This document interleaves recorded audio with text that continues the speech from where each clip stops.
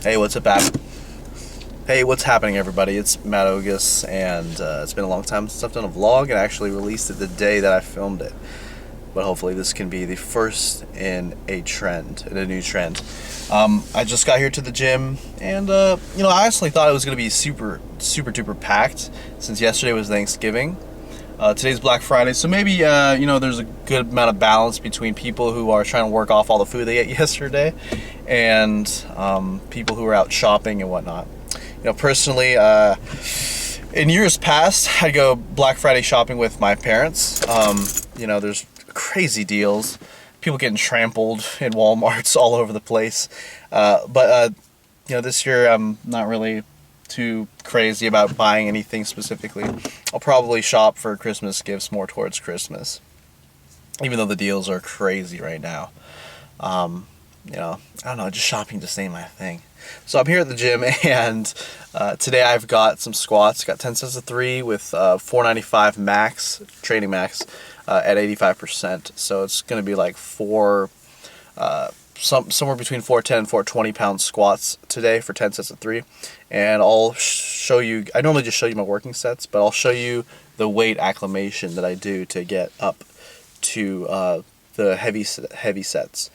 In previous videos I've shown my warm-ups, I've shown my hip stuff, foam rolling and all that, so you can go back and probably find that, and I'll maybe include it later in the future. But today we'll just do what I'm actually hitting today in the gym. I'm not sure if I'll show my accessory work or not, but you'll definitely see the squats, and also kind of what I'm thinking and how my focus is when I'm doing these sets.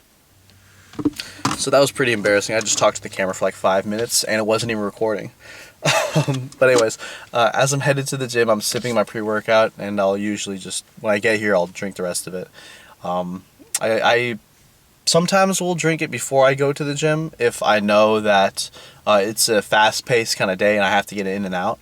But if it's a regular type day, I'll just sip this on the way and finish it right when I get here. And I'm actually wearing a new shirt today to squat. I've never worn this shirt to squat, and it's interesting because people that are like myself were really particular with equipment. We're really particular with the angles of things. We're really particular with how we work out in the gym, simply to maximize gains, minimize injuries, and all these different things. So this will be the first time I'm using this shirt to squat. Should be fine since I do high bar squat, and the bar is resting on my traps. If it was a low bar squat, it'd be maybe a little different. It depends on you. And but some shirts, like, I just won't wear to bench days, simply because it's just so slippery, some shirts on that bench. But today I'm wearing one of my new Gymshark fit t-shirts. I wore one yesterday. My mom was complimenting the hell out of me, so I definitely recommend you check this out on the Gymshark website, gymshark.com. It fits really crazy well, and it just looks like a good shirt to wear out in public or to the gym. So I'm grateful that that I have this, and the sponsorship in general. Let's get into the gym, and let's start these squats. Let's get it. So here's what I started doing after all of my main warm-ups and main mobility and dynamic drills.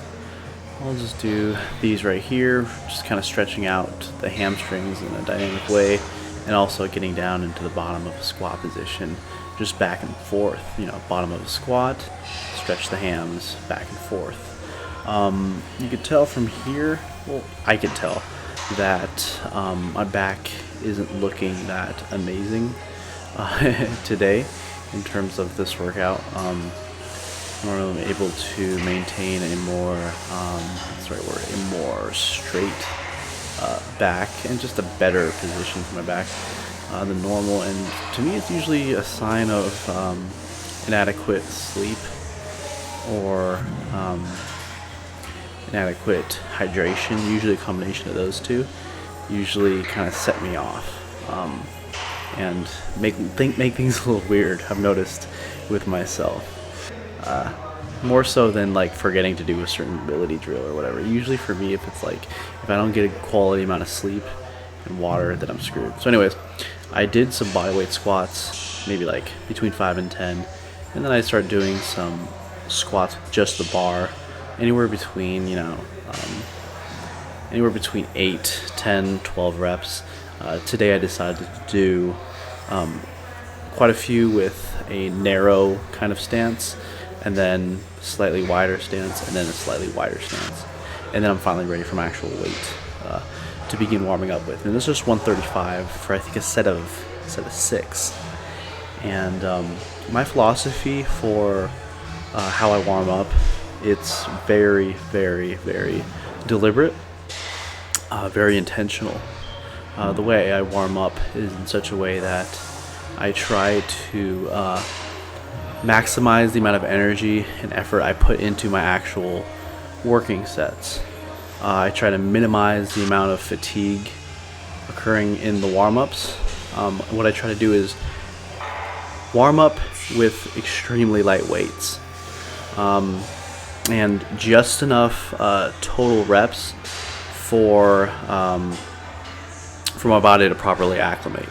So I did 6 reps of 135, 4 reps of 225, and 135 is that's about like a quarter of my training max.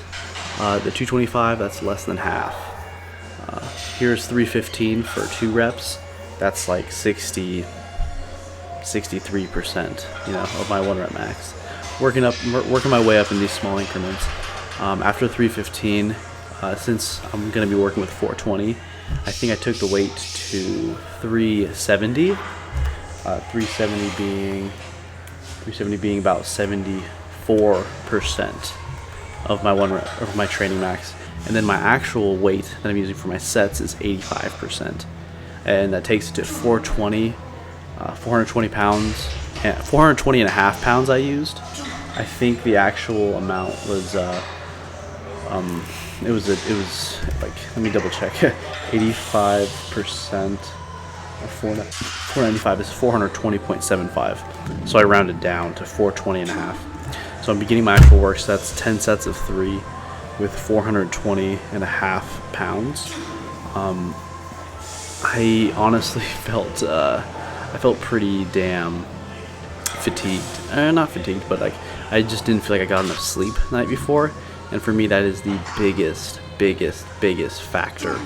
I could not eat for 24 hours and work out probably pretty good, but if I get anything less than 8 hours of sleep, my workout's significantly affected. And that's just me personally, and how I react to varying circumstances.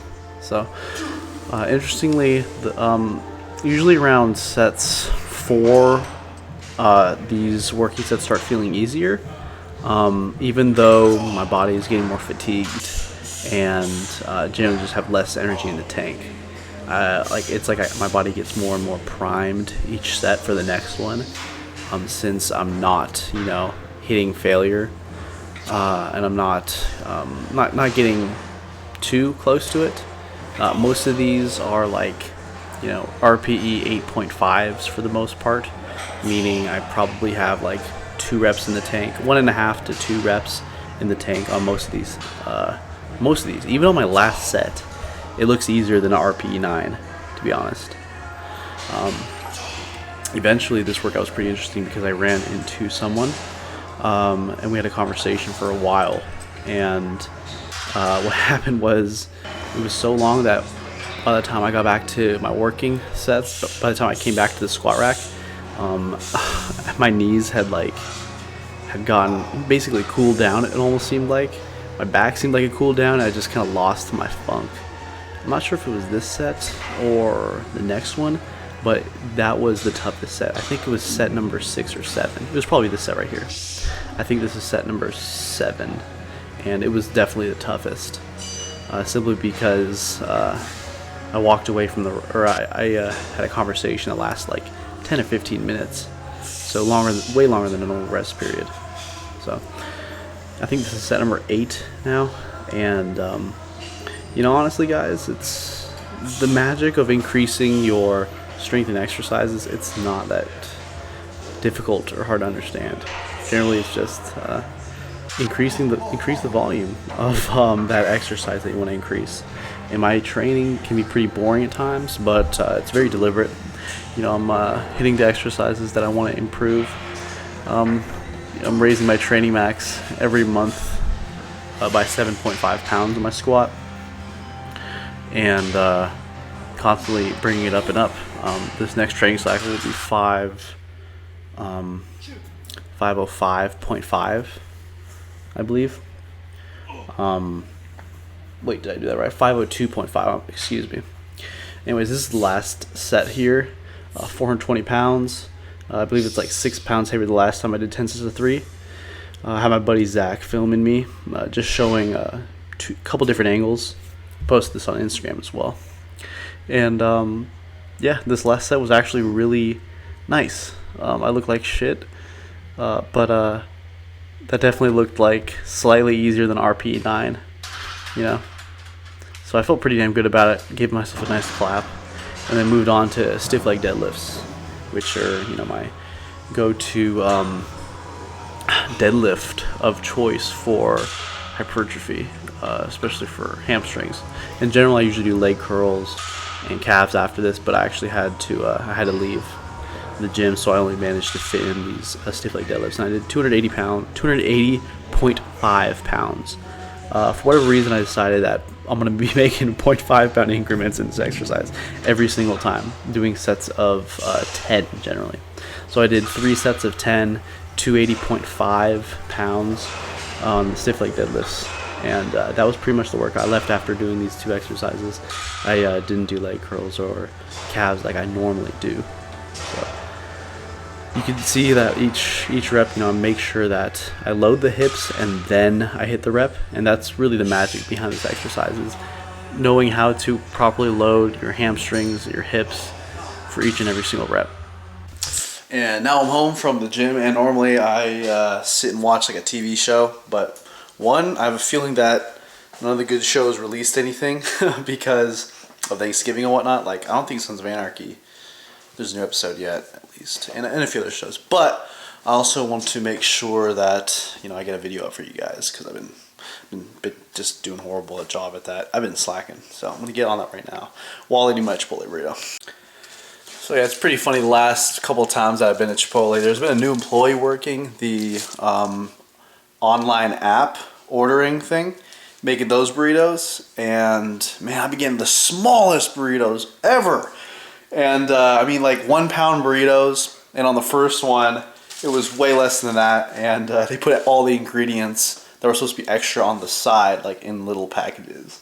But here I got my burrito, and this bad boy is 2 pounds, 12.2 ounces for I think like $7.50 or something like that, or around $7.50. I'm not really sure exactly the price, but it's around that, and that's a lot of food right there. I mean, gosh, I'm not really totally sure how many calories this is right here, but it's gotta be in the 1,500 to 2,000 range. It has to be. It helps a lot. It helps a lot, especially for me, you know, food costs and everything. Love it.